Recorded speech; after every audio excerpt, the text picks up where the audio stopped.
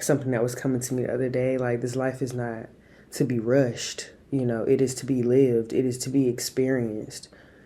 So in that slowing down, in that centering, that is where we're actually able to experience life. Those are the moments where you get out of your head and into your body. I'm a real big advocate on that. Get out of your head and get into your body. And what I mean by that is like observing your thoughts, not absorbing them, not ruminating.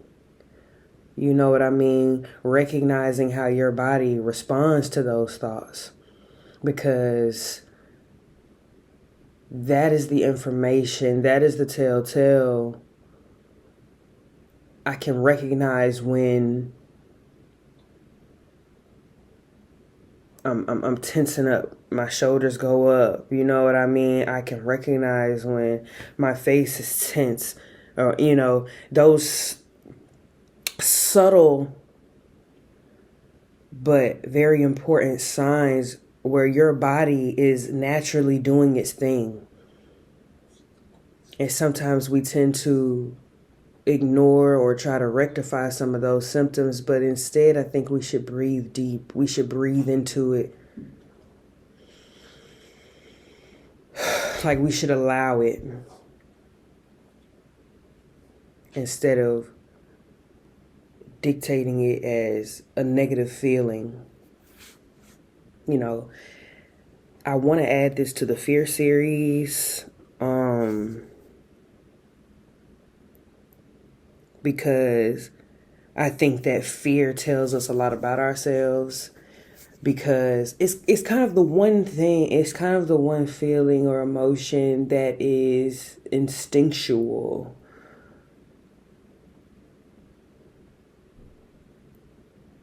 Okay,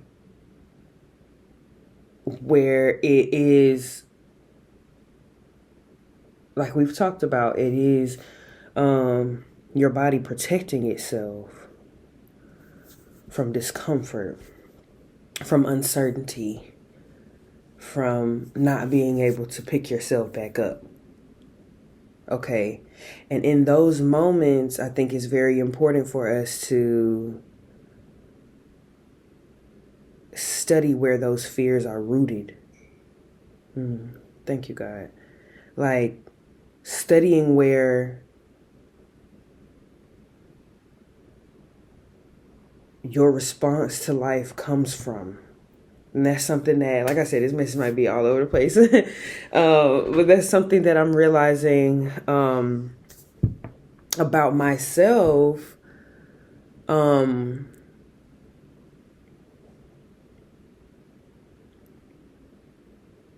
Where I'm recognizing that I haven't dealt with some of those negative emotions.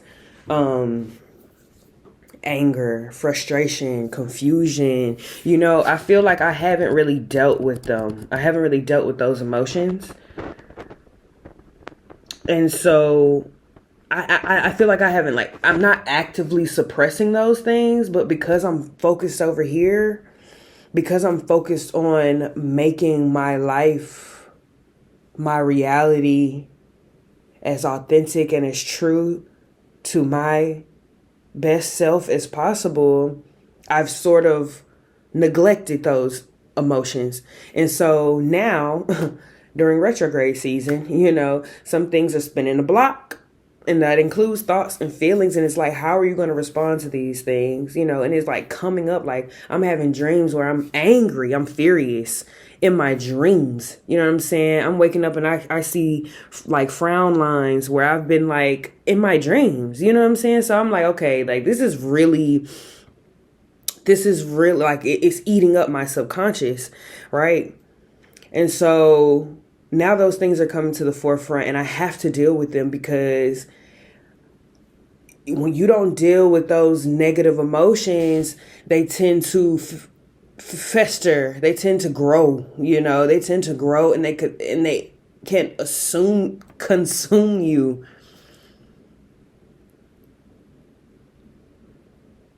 They can consume you, cloud your vision, and sort of discourage you from allowing life to happen.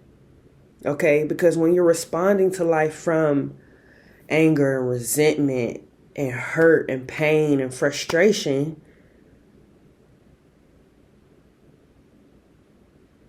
that's like kind of, it puts you in a state of defense always. You know what I mean? To where you're not allowing life to happen because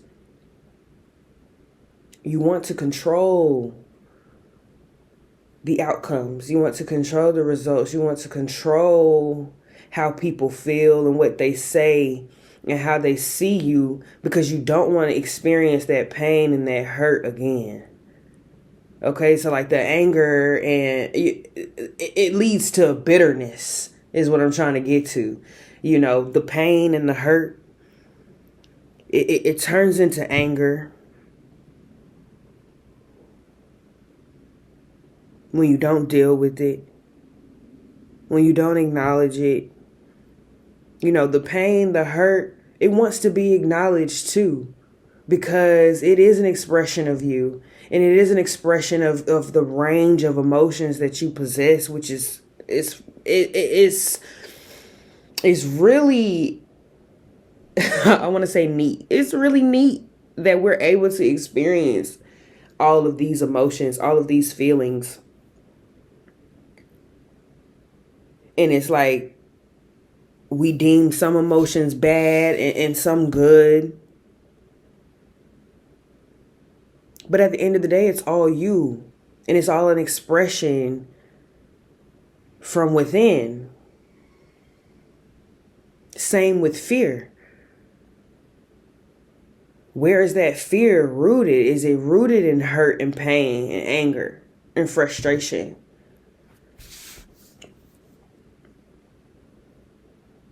When you don't deal with those things, and I'm trying to figure out a better way to say that, like when you don't deal with it, like when you don't address it, when you don't acknowledge it, because I feel like we get to a point where we're like, I'm over that.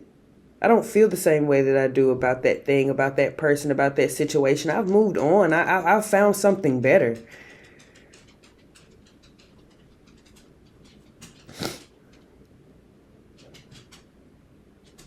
And then it's like, but I can't fully embrace and experience this better thing because there are still feelings, like it's like remnants, debris, there's still remnants of what was.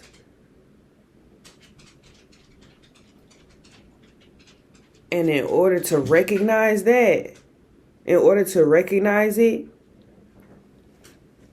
you have to ground yourself. You have to center yourself.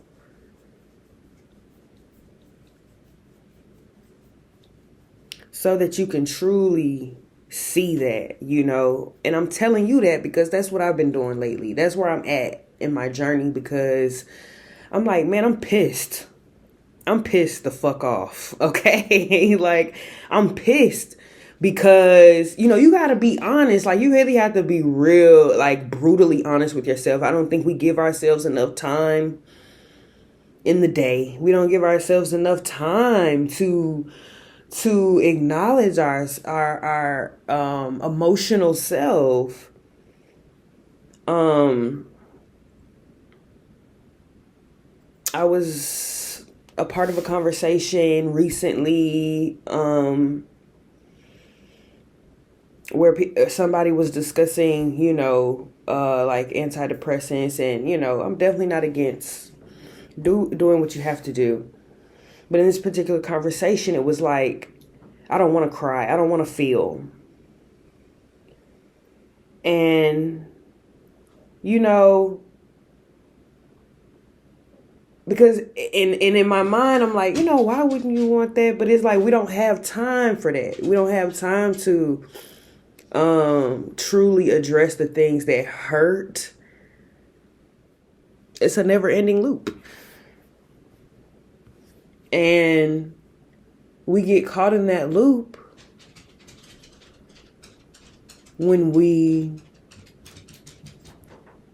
refuse to acknowledge, what we're running from.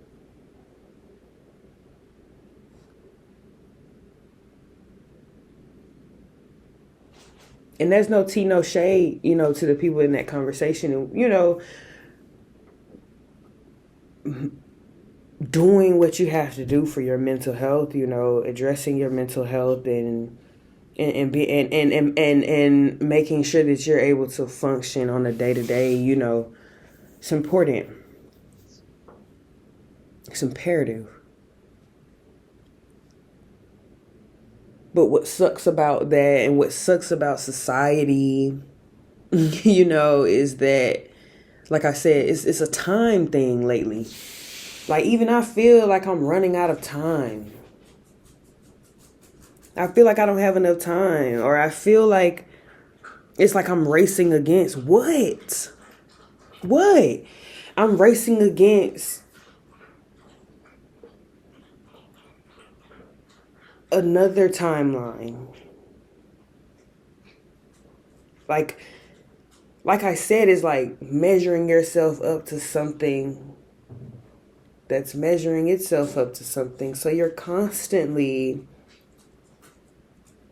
trying to measure up, trying to live up to a standard that isn't your own. And I'm gonna post another video. I talked about this, the inner authority that's required, inner authority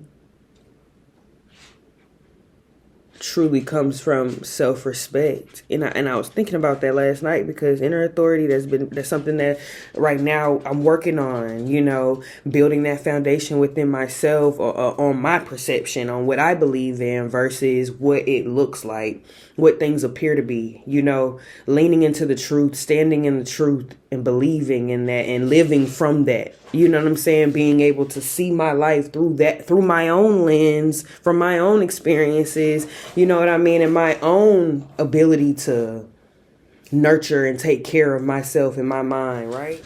And with that, I'm realizing that fear has sort of a subjectivity to it.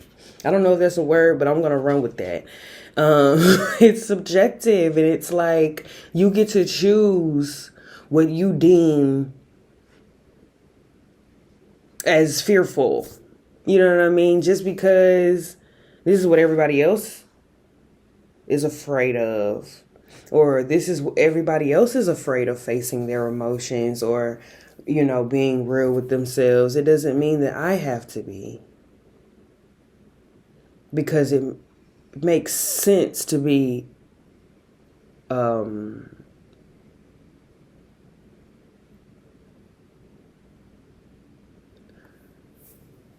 discouraged when you're rejected. Like, is that the default response? Like, whose default response to not having your way, not getting your way?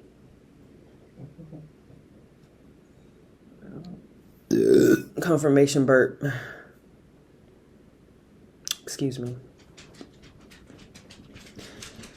Like, who's setting the rules in your life?